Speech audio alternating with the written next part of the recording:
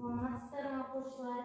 Саламатсыздар. Жакшы отурабыз. Жакшы окуучулар, бүгүнкү көңүл күүлөрүңүз калай? Алдарыңызда сынап өткөн бүгүнкү көңүл күүлөрүңүздү көрсөтөбүз.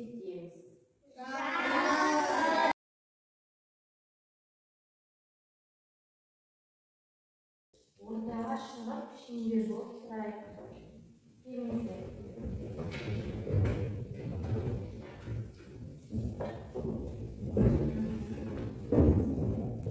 Кишиндер болуп турагыла баардыгыбыз.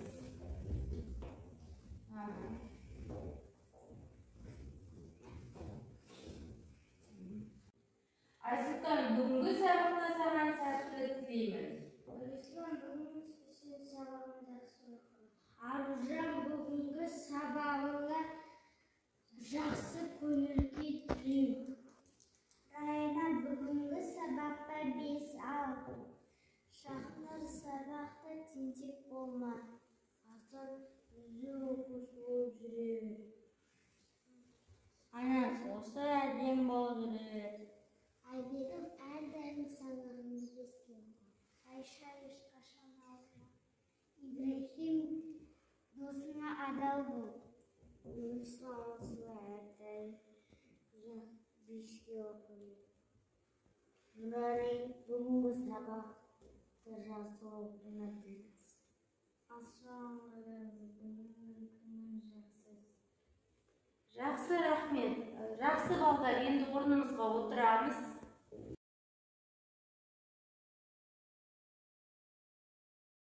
Балалар, Оңтүстүк Америка элдеринде тиричилик этетін кандай жануарды билесиздер? Бул жануар агач басында жүрөт. Бул кандай жануар балдар? Маймыл. Маймыл, өтө жакшы. Маймыл неме коректенет балдар?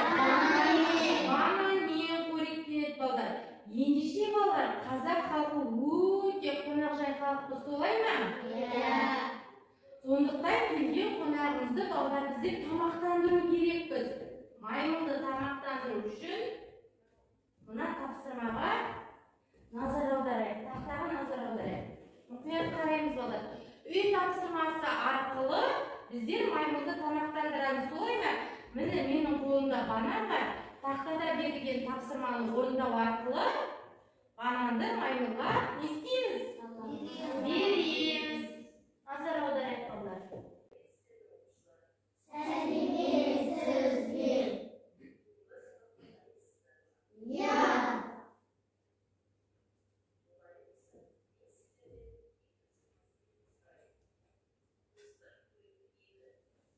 Кім айтады балдар? Ибрахим. 34. Тең болады, 64. Қазір тексереміз, дұрыс болса, сен бананды маймылға береміз.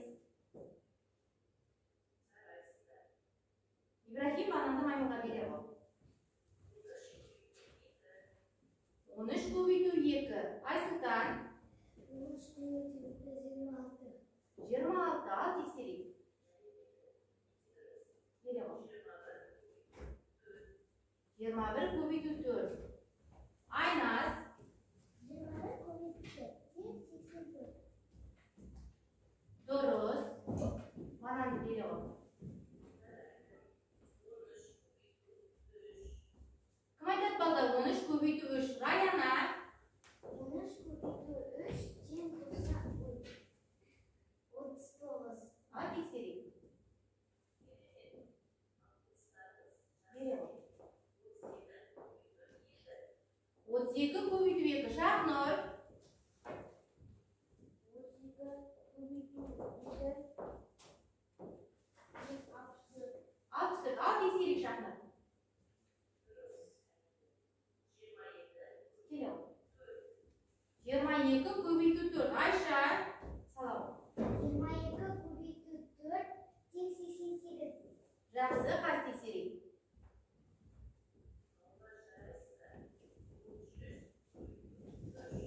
33 көбейту 3. Нұрали. 33 көбейту 3 тең 99. Қазір тексерейік. Келе ол.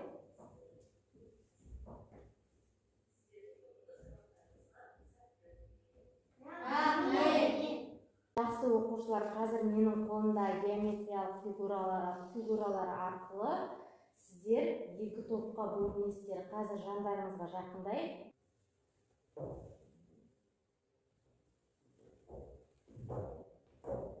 Тездетіп қандай қалды?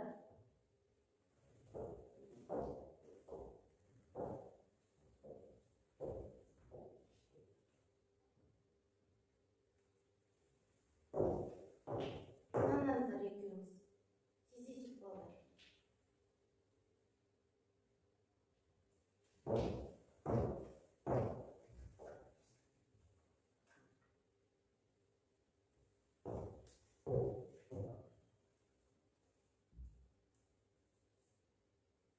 Сендер жазып таңдайсың ба? Жақсы балдар. Енді таңдаған фигуралар арқылы бөлінеміз. Төрт бұрыштар бірінші топқа, үш бұрыштар екінші топқа. Жақсы, тездетіп бөліне қояйық. Құралдарымызды жинап. Тек құралдарымызды аламыз. Тездетейік балдар.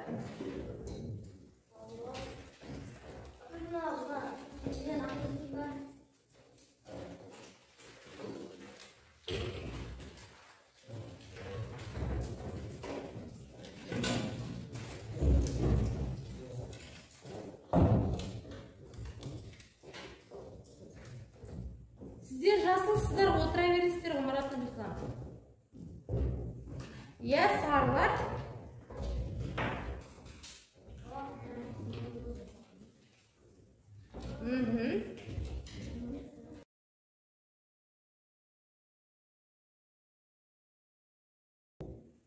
Оқушылардың мұқиятына қараймыз. Менің қолымда екі карточка бар, солай ма?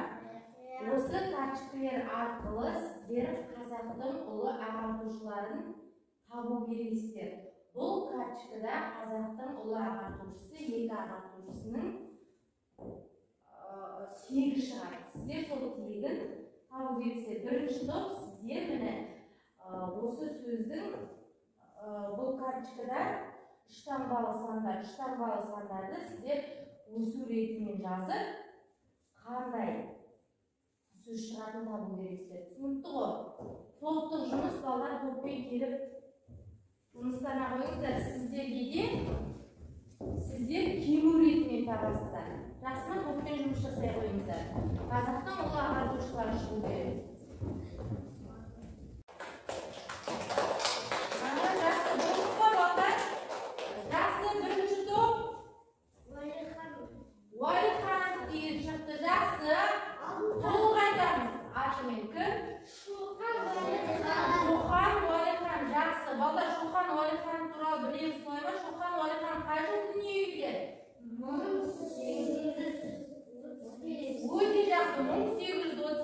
Жылы Қостанай облысының Құсмұрын бекетінде дүниеге келген екен. Жақсы, екінші топ сіздерде қандай сөз шықты? Алтынсарин, толық айтамыз? Ыбырай Алтынсарин. Жақсы балдар, Ыбырай Алтынсарин қай жылы дүниеге келген? 1841 жылы қазіргі Қостанай облысында дүниеге келген екен. Жақсы балдар, өте жақсы, отыра қояйық.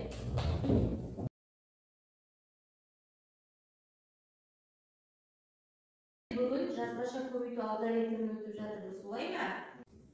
Оқушылар, бүгінгі сабағымыздың мақсаты сіздер үш таңбалы санды бір таңбалы санға жазбаша көбейтуді үйренесіздер.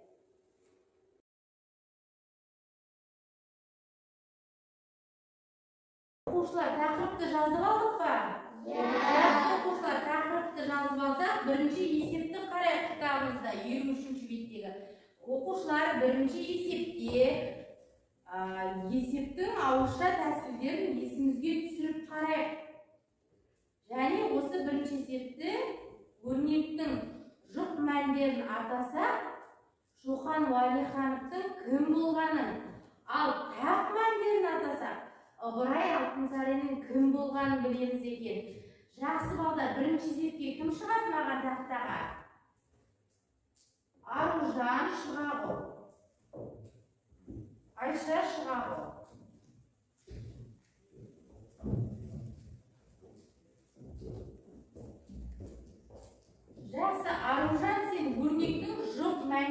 табамыз, жарайма? Шоқан Уәлихановтың кім болғанын табасың. Айша, сен тақ мәндерін тауып, Ыбырай Алтынсариннің кім болғанын табасың, жарайма? Номер бірінші есеп жазамыз. Оқушылар, бізде дәптерімізге жазып шығара береміз.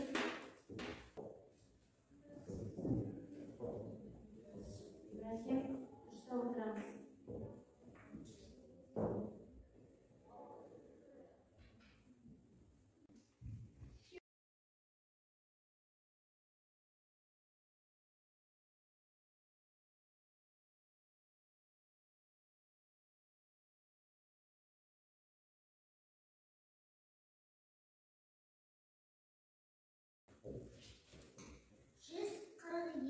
Көбейту 2.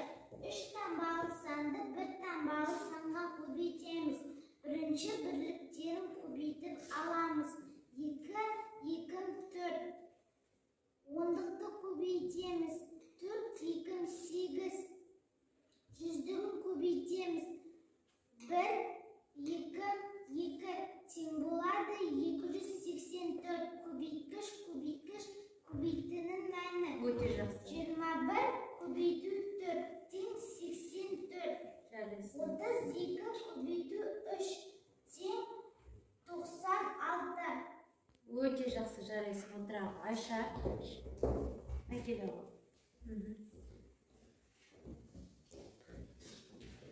231 көбейту 3. 3 таңбалы санды 1 таңбалы санға көбейтеміз. Бірінші бірлігін көбейтіп аламыз. 1 көбейту 3. Ондығын көбейтеміз. 3, 3, 9. Жүздігін көбейтеміз. 2, 3, 6. Өте жақсы. Тең болады 693. Көбейткіш, көбейтінің мәні.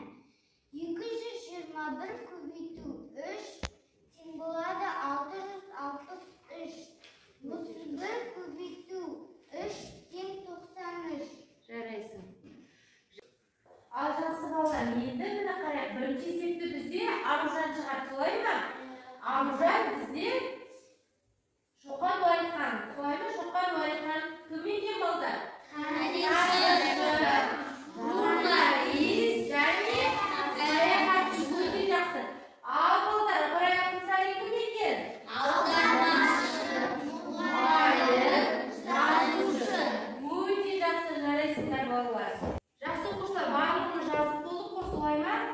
Ал оқушылар, енді осы бірінші есепте сіздерге қиындық тудырған есептер болды ма? Қандай есептер? 3 таңбалы санды 1 таңбалы санға көбейту. Ал жақсы, 3 таңбалы санды 1 таңбалы санға көбейту. Неге? Дұрыс айтасыңдар балдар, себебі бұл тақырыпты біздер жаңа өтіп жатырмыз, солай ма? Бұл бізде жазбаша көбейту алгоритмі.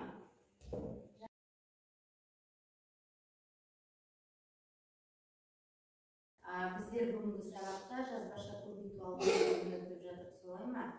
Жазбаша көбейту алгоритмінде біздер 3 таңбалы санды 1 таңбалы санға көбейтіп үйреніп жатырмыз. Енді балдар қарайық. Мына жерге мұқият қарайықшы. 143 көбейту 2. Біздерде 143 дегеніміз бірінші көбейткіш. Біздер бірлікті екінші көбейткішті бірліктің астына жазамыз. Енді балдар көбейтеміз. Ең бірінші бірлікті көбейтеміз.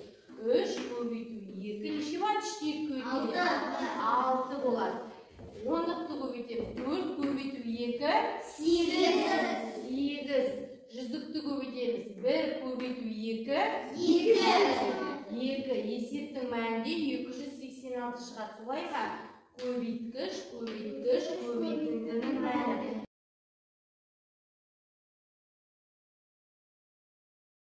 Екінші есепке оқушылар шығады. Кім шығады? Жақсы, Мұрат Нұрислам, Аслан шыға қояйық. Кітаптарымызды аламыз. taxtani keltirik.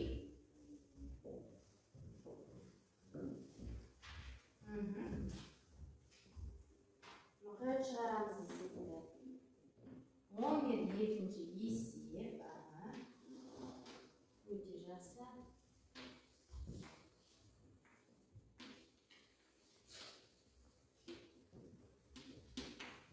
Yazıldık babalar. Dinleyimizi ister yazarız.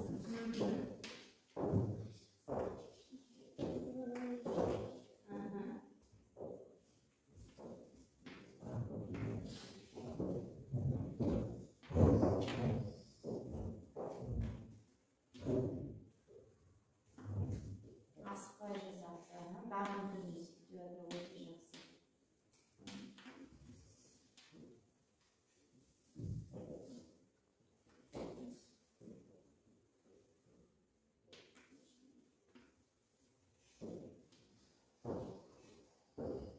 O'zbekmişi daptagi o'rinda yurishadimi?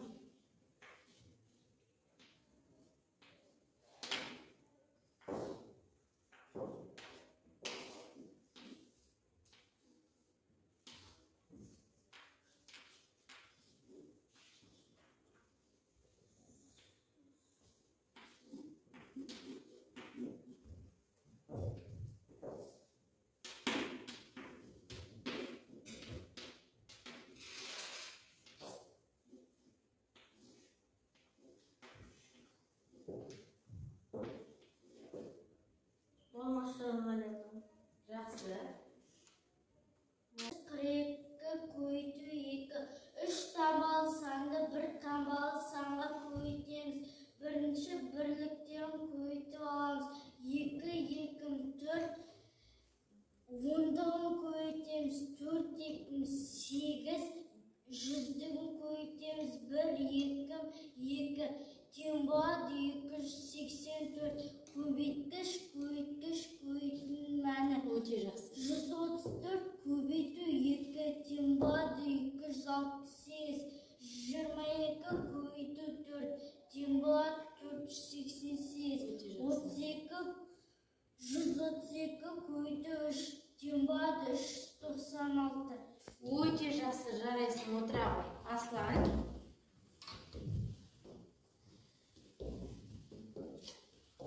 Yedi yüz doksan iki ko'beytu 2 242 ko'beytib 2. Nima akelyapti? Har aytaylik. 242 ko'beytu 2 3 tambal sanda 1 tambal sanga ko'beytimiz. Birinchi birlikdan ko'beytib olamiz. 2 2 4 10dan ko'beytimiz. 4 2 8 100dan ko'beytimiz. 2 2 4 Timbolar 484. Ko'beytgich ko'beytning ma'na. Jaraysin. 312 ko'beytu 3 966. 936 asıqaymiz aslan. Yaxshi, jaraysin. 321 ko'beytu 2 teng 642. Yaxshi. 143 ko'beytu 2 teng 286. Yaxshi, o'ta yaxshi o'tira aslan. Jaraysinlar bolalar.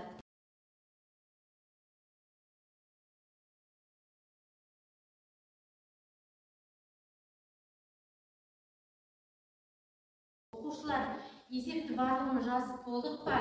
Yaxshi, unda kichkina biz sergi olaylik. Emas, sergi tuzatini jasaylik. O'rnimizdan turamiz. Taxtaga nazar audarib, yeymiz bolalar.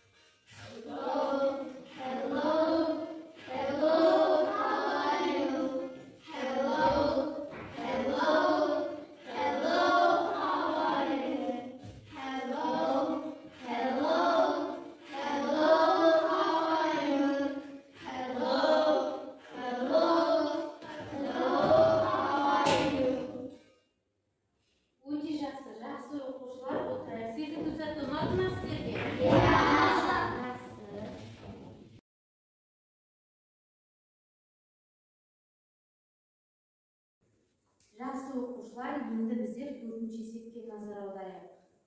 Мәнерлеп оқудан өткізілетін байқауға 48 ұл және 36 қыз қатысқан. Оларды әр топқа 4-тен бөлеміз. Барлығы қанша топ болды дейді балдар. Бұл бізде қандай есеп? Мәнді есеп. Кім шығады балдар тақтаға? Ибат Нұрислам шығады. Тақтаны бірінші түртеміз.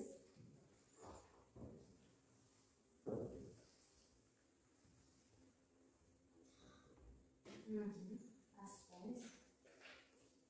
Сүртеу қына жағында сүртеу.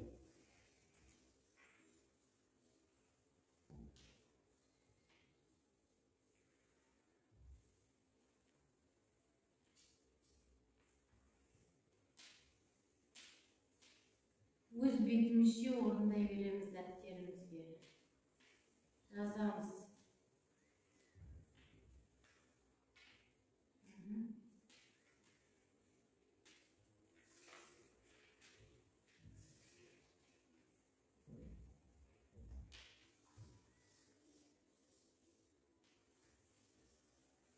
Әдемі ағайды жанымыз.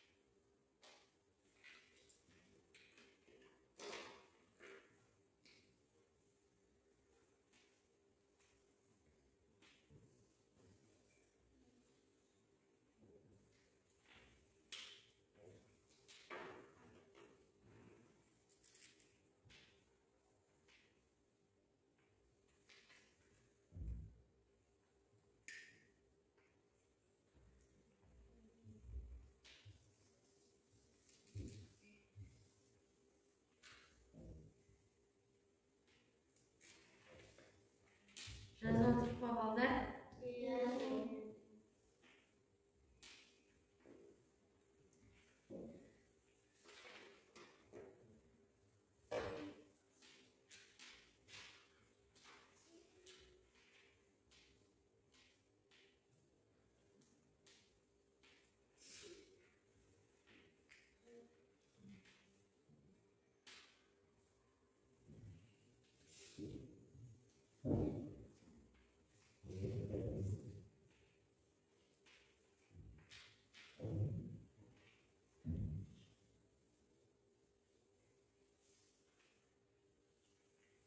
Бастан қамшы отырамыз.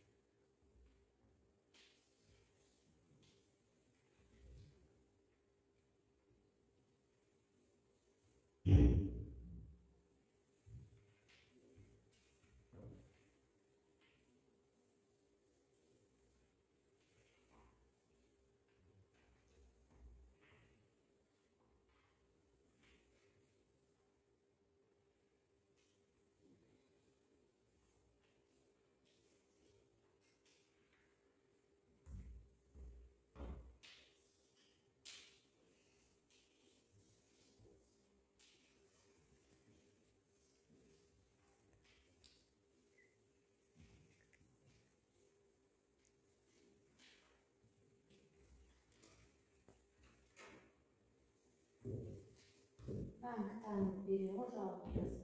Onda. Oğlum yazın ben.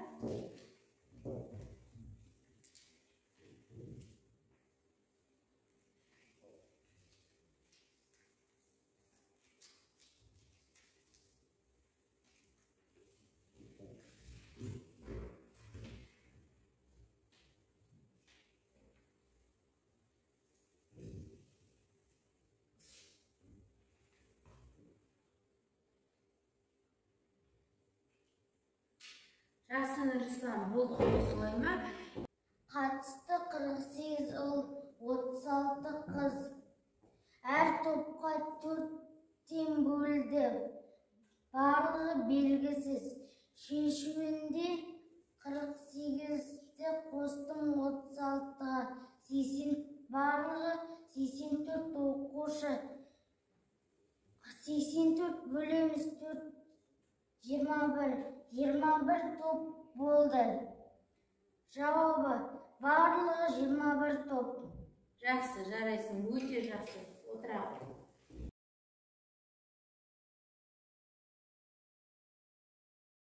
Оқушылар, енді біздер 7-ші есепті қарайықшы. Өрнектерді баған түрінде жазып есептейік.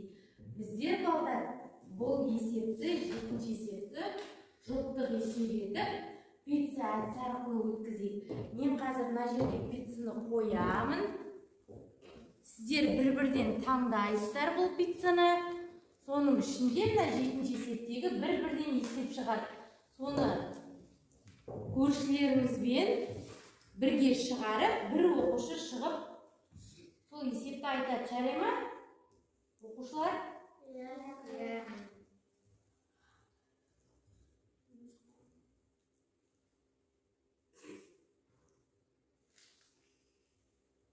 Жақсы, келіп жайлап таңдаймыз. Келіңіздер, таңдаңыздар. Ибрахим таңдайын отырып таңдауға болады.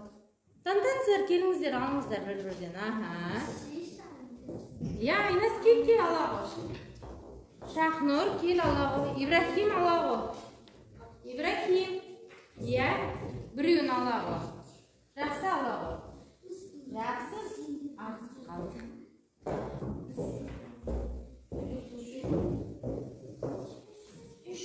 Оқушылар қазір пиццада жаздырған есепті көршілерімізбен бірге мен берілген ақбетке шығарып қорғайсыздар. Жарай ма тақтаға шығып? Жақсы. Ал шығарыңыздар.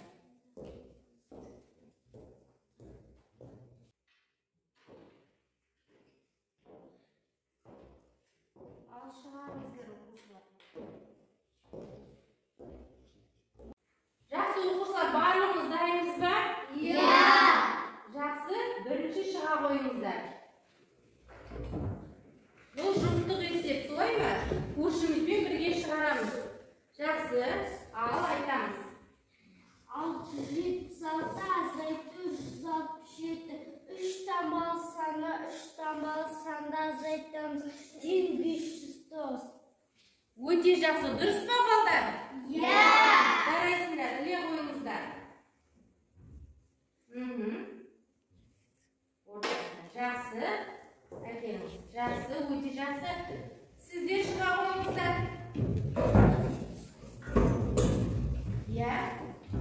Ал кім айтады? Аружан. Дұрыстап, оқушылар көрсетіп ұстап тұрамыз. 784 алу 206. 3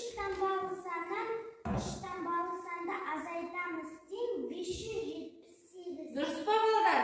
Өте жақсы, іле қойып.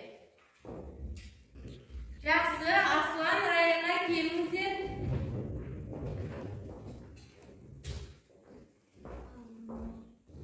Аслан, сен айтасың ба? Жақсы. Ал, айтайын. 68 қосу 325. 2 таңбалы санға 3 таңбалы санды қосамыз. Тең болады 593. Дұрыс па балдар? Жақсы, өте жақсы отырыңыздар. Білеміз бірінші. Әкеле алса. Ибрахим, Ибатыр, Ислам шығамыз. Дұрыс өтіндер ме? Жақсы.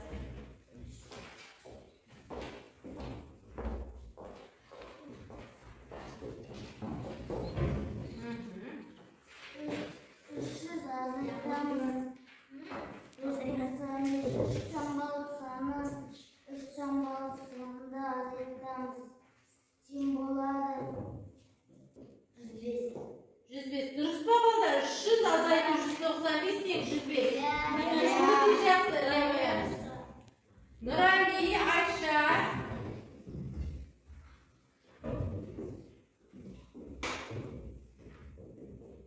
Мың алу 654. 4 таңбалы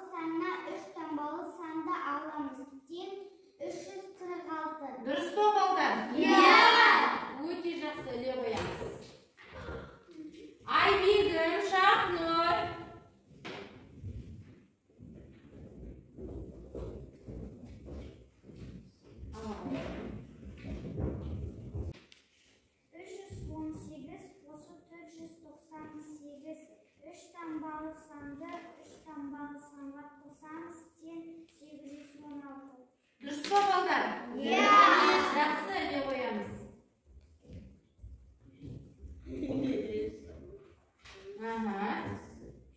Аллаху. Жақсы балдар, өте жақсы қатыстыңыздар. Жақсы балдар, біздер 7-ші есепті пицца әдісі арқылы жұптасып шығардық, солай ма? Енді бір-бірімізді бағалайық балдар. Мұрат Нұрислам мен Айназды бағалайық. Есеп қалай шығар? Иә, қалай айтамыз? Жақсы. Енді Аружан мен Айсұлтанды бағалаймыз. Аслан бағалаймыз. Жақсы. Аслан мен Раянаны бағалаймыз. Жақсы шығар. Ибрахим мен Ибат Нұрисламды бағалайық. Өздеріңізді бағаламайсыздар сіздер. Қалай шығарды олар есепті? Жақсы шығар. Нұрали мен Айшаны бағалайық. Жақсы шығар. Айбек мен Шахнұрды бағалаймыз. Жақсы шығар. Жақсы балдар, барлығымыз өте жақсы шығарды. Солай ма есепті жұптасу арқылы?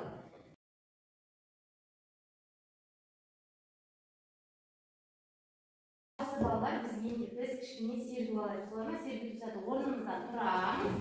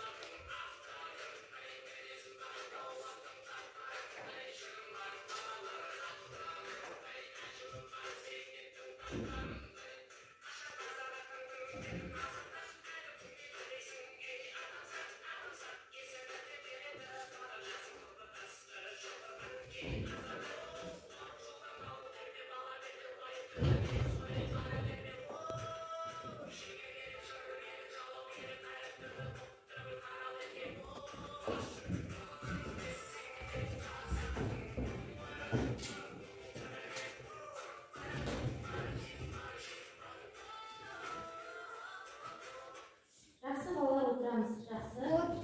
Кішкене болса да сергіп қалдыңыздар ма? Иә.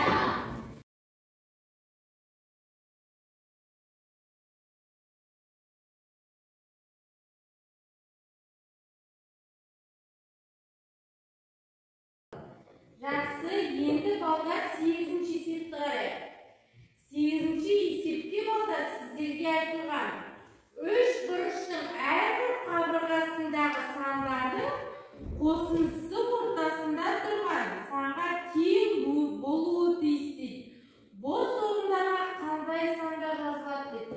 Балдар енді сіздерге 2 топпен жұмыс етіп береміз, солай ма? Қазір алдарыңызға ақ беттеріңізді және фломастерлеріңізді береміз, сызып әдемі етіп қорғайсыздар. Қай топ бірінші болады, шапалақ арқылы білдіріңіздер, жарай ма? Жақсы оқушылар, бірінші топ келе қойыңыздар мында, барлығыңыз.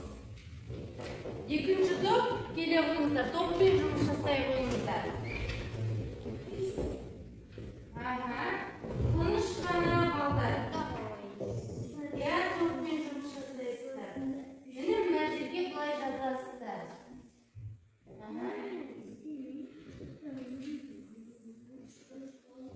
Яса. Қалай шығармақсыздар?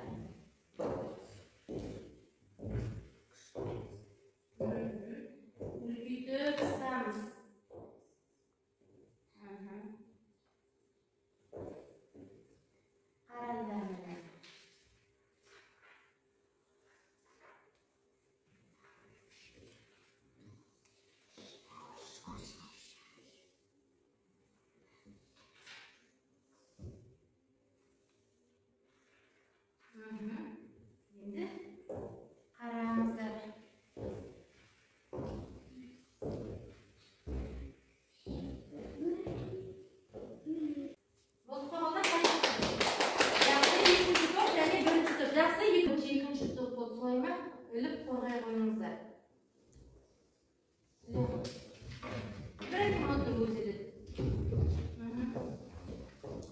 Magnetikal bilemiz. Жақсы. Енді айтамыз. Қалай шығардыңыздар? Нұрислам? Кесіңдер. 3'tü қосамыз 10'ға 13, 13'ке қосамыз 1, 14. 1'ге қосамыз 11. 12 болады. 12'ге қосамыз 14 болады. 2'ге қосамыз 9, 11 болады. 11'ге 3 қосамыз 14 болады. Өте жақсы, жарайсың, тамаша. Нұрислам? 3'tü 10'ға қосамыз 13, 13'ке 1 қосамыз 14.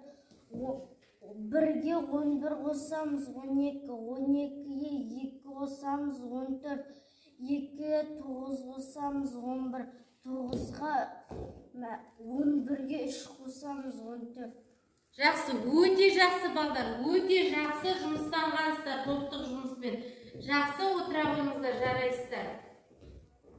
Оқушылар, осымен біздер сабағымызға кері байланыс жасайық. Бүгінгі біздің өткен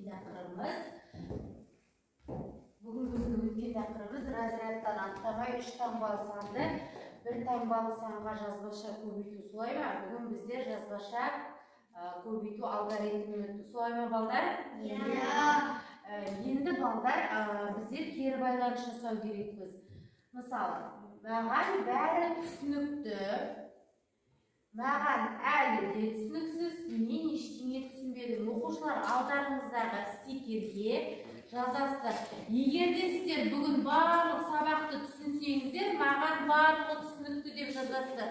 Ал егер де әлі де маған пысықтау керек, мен әлі де мына жерде есепті 3 таңбалы санды 1 таңбалы санға дұрыс көбейту білмеймін десеңіздер, маған әлі де түсініксіз деген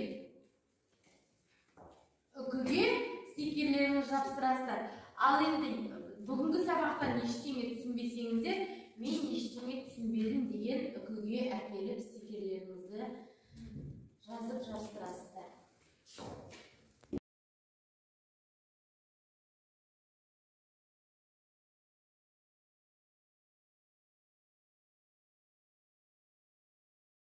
Біріңізді күтіңіздер ата.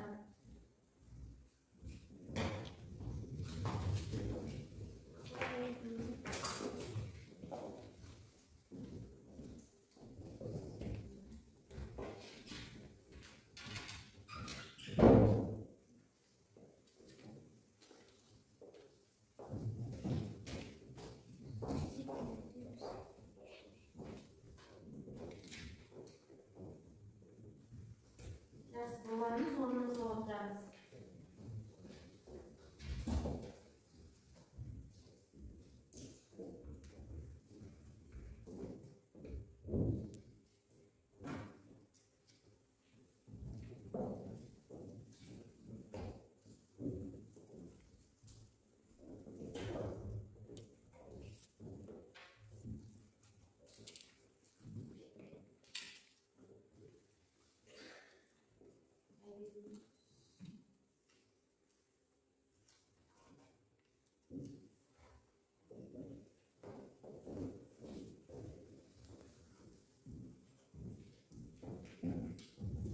Жақсы оқушылар, барлығымыз жапсырдық па?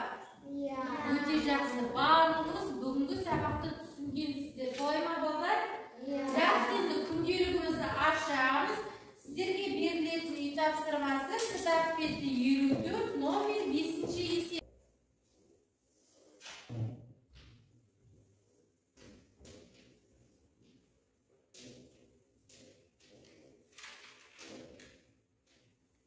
Тапсырмасы балдар, кітап беті 54, номер 5. Күнделікте жазып аламыз.